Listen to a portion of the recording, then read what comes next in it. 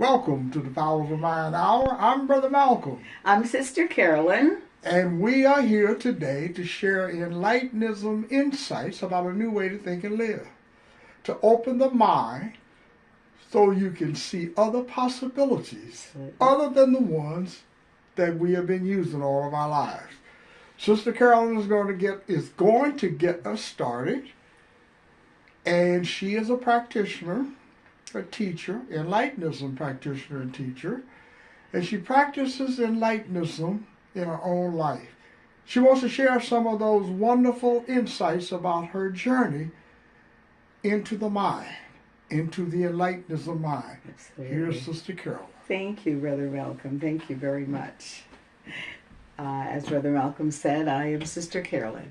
I am an Enlightenism teacher and consciousness practitioner.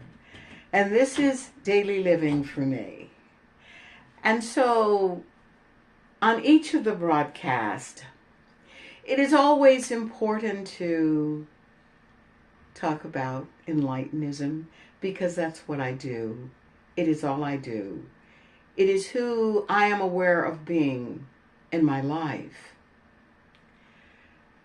And one of the things that I was remembering before the broadcast, when I was a little girl, my mom would come in sometimes and she would say, she'd come back from shopping, usually it was on a Saturday, and she'd been to San Francisco, and she'd come into the house and she'd say, I have a treat for you guys. And we would all get so happy, in addition just to seeing her, because she was always so refreshing in her presentation to us as her kids. She was always happy. And so we would know that the treat was going to be good, it was going to be fun and delicious, whatever it was. So today I say to you, I have a treat for you. And the treat is Enlightenism. Enlightenism is the place that I live, move, and have my beingness in. I understand in most, if not all, situations who I am aware of being. I understand that this treat that I call Enlightenism is a treat where I discover my awareness of being. I discover who I am in every story that I tell, in every place that I am in my life.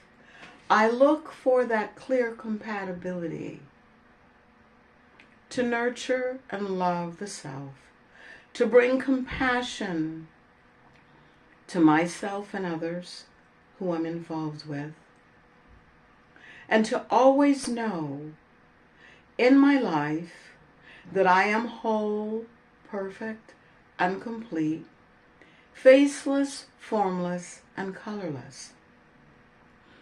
When I bring that knowing to the table, then my responses always come from that power of being. One of the things that I know on this journey, that when we understand ourselves, then we understand also the conditions that we've placed on ourselves. And we understand that we need to unlearn those conditions that imprison us, that don't take us to the freedom of being that Brother Malcolm and I talk about so often. The freedom. We're not talking about a freedom that someone gives you. We're talking about a freedom that you give yourself. You give yourself the freedom of knowing that you are whole, you are perfect, you are complete, you are faceless, you are formless, and you are colorless. So you don't need to respond to racial slurs. You don't need to respond in a way where you are victimized and imprisoned by your own thinking. Enlightenism is the freedom that we give ourselves in our everyday living of understanding that someone else put that in our mind. When we were born, we were told who we were. And so in life, we are always working to conform with what others have told us. We are always working to conform our beingness to what someone else said. What do you tell yourself when you wake up in the morning? When you awake in the morning, you awake knowing with Enlightenism that you're okay, that you are whole, that you are perfect, and you are complete. And when anything occurs that fragments that thought, it is because you are believing something other than the Enlightenism model that you are now working to be, to do, and to live from. When we understand the process of living Enlightenism, we understand that we are giving ourselves freedoms. Those freedoms that we were not taught. Those freedoms that we don't quite understand because we have been living in the illusionary world that has been built for us. With Enlightenism, you are building and understanding yourself. You're not trying to change someone else's world. You are working to understand the world that you have been living in, that allowed you to believe certain things that were not true about who you are. Your awareness of being is how you stay whole. The perfection is that no one is like you. So you're not trying to compare yourself to anyone else. You are perfect just the way you are. And when someone tells you that you're not, and you believe that, then it causes the fragmentation away from the wholeness. So you are not whole, you're not feeling complete. And when you understand yourself and what you have allowed yourself to get into, then and only then can you work on changing your awareness of being. In every situation with Enlightenism, it is about discovering what you are believing about yourself. Are you believing the Enlightenism way of living, that you are whole, perfect, and complete, faceless, formless, and colorless, and have everything that you will ever need for the journey? And when I talk about having everything that you will ever need for the journey, the idea is knowing that you have compassion, you have love, you have the power of giving, you have the power of forgiving, you have the power of being. When something happens that makes you sad, you have the climate within of your tears and your feelings to understand that this is a moment of sadness. I'm feeling sad. I have everything within me to get through this sadness and to get to the other side. The idea of sadness, the idea of anger, is not to live there. It is knowing that you have everything within you to get through any kind of climate. We have everything that we will ever need for the journey. So there is no shortcoming in saying, I'm sad and I'm going to stay sad. What you know is that the sadness will pass. Because within you, you have everything that you will ever need for the journey. When you become angry about something, it doesn't mean that you're going to live in anger. It means that that's a tool right now that I'm using, but I don't have to continue using that tool. These are just some of the things that you understand with Enlightenism. What I invite you to do is to get our book Enlightenism.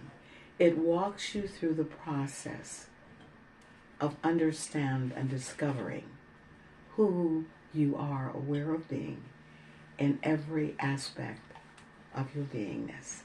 And now it's time for me to introduce Brother Malcolm. So I give you Brother Malcolm, author, lecturer, and creator of Enlightenism, Brother Malcolm. Thank you so much, Sister Carolyn, for You're that quite wonderful welcome. introduction and for getting us started today.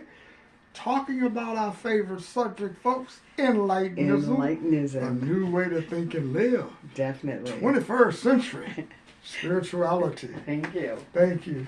Enlightenism. Enlightenism. This is the power. Enlightenism. What is Enlightenism? Enlightenism is the power within. It's a name for the power within.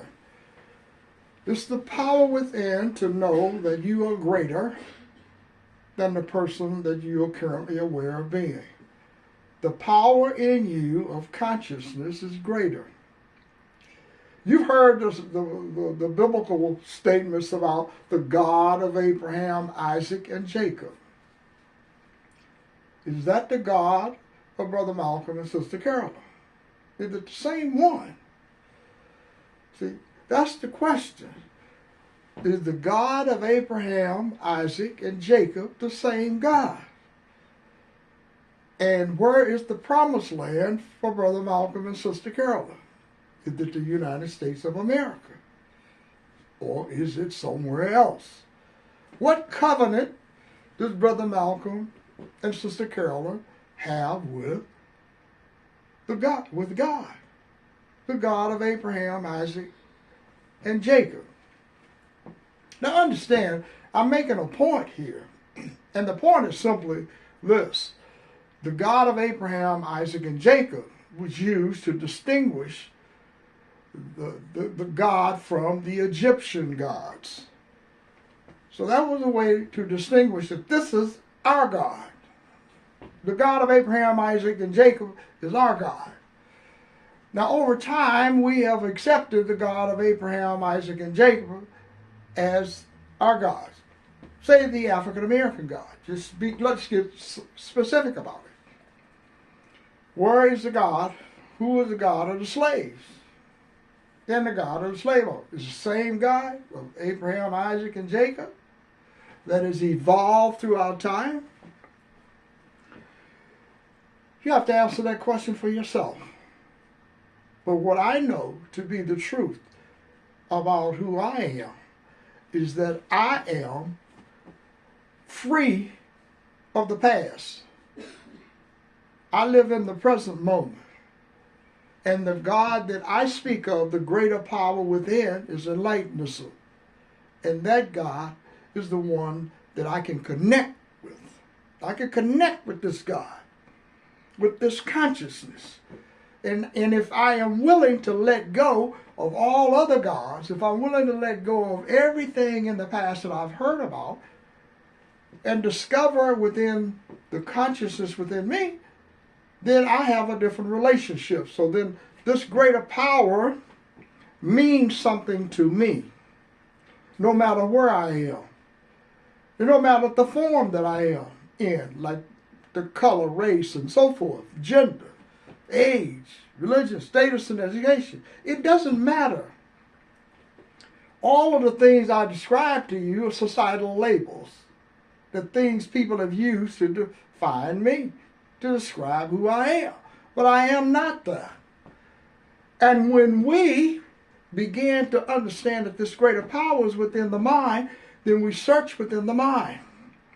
But to search within the mind, you have to let go of the dead weight of the past. You have to shed this burden that you have been carrying all of your life. You've been carrying the burden of the past. And get to a place within you in the present. Live in the present. This is where freedom is. Freedom is in the present, not in the past. The past is dead. Your past life is dead. You are here today in another life, the present one. And in this present moment, who are you aware of being? Who are you aware of being in the present moment? If you are connected to the past, then that's your foundation. This is where you're building all of your information from, is the past. And living in the past is very painful. There's nothing but pain in the past because you're living with dead people, things that no longer exist in time and space. Nothing in the past exists. The only thing that exists right now is you in the present. And what kind of power do you have? Well, you have a lot of power. You have a great amount of power within you to change how you think and live and create a new way to think and live. But it must come from the present. Because now if you're stuck in the past, you're in confusion. See, the past is confusion. The present is clarity. If you will allow the clarity to function in your life, if you will allow it, then you will know that you are greater. And you will let go of all of the information about who you are in the past. The past is dead and it's not coming back. Nor is anything in the past coming back. Let the dead bury the dead. You heard that statement. Well, people think about bodies. It's kind of, it's simplified, folks, but people think about, you're thinking of dead people. Dead people in the past, let them stay dead. Now, we're not talking about people. We're talking about dead beliefs and values. That's a totally different thing. We're not literally talking about the God of Abraham, Isaac, and Jacob.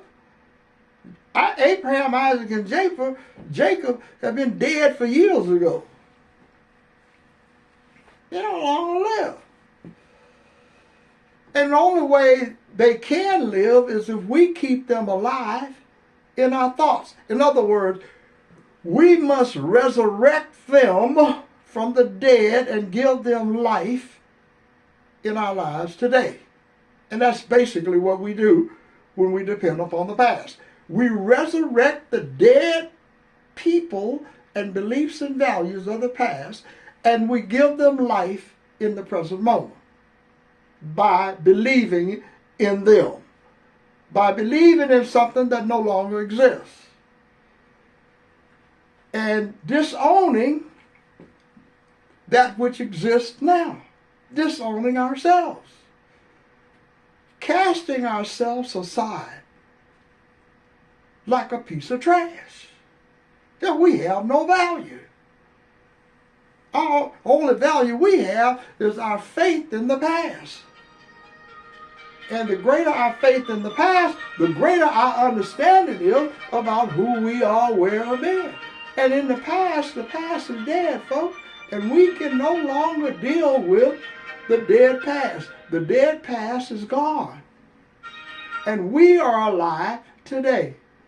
And when you recognize that you are alive today, then you do what? You change how you think and live with new beliefs that are born in the present moment. The greater power is within you and exists in the present moment. You do not have to resurrect the dead beliefs of the past and give them life today. The greater power is within you. So it becomes the God of Malcolm, the God of Carolyn, and the God of all of you in the present moment.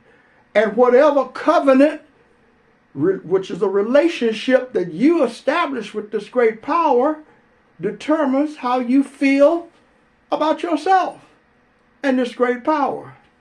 It's in the present moment. So the God of Abraham, Isaac, and Jacob no longer exists in the present moment because Abraham, Isaac, and Jacob are dead. And we're not.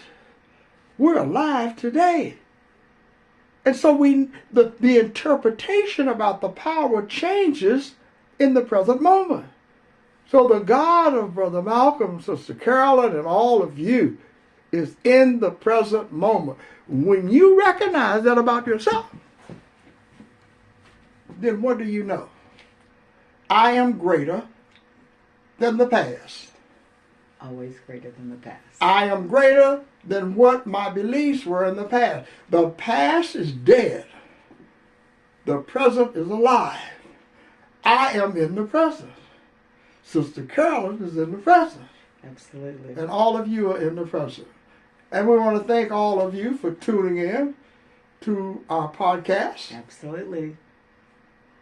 I'm Brother Malcolm. I'm Sister Carolyn. And we are the Enlightenism philosophers about a new way to think and live. Have a great day, folks. Check back with us again. Thanks for listening.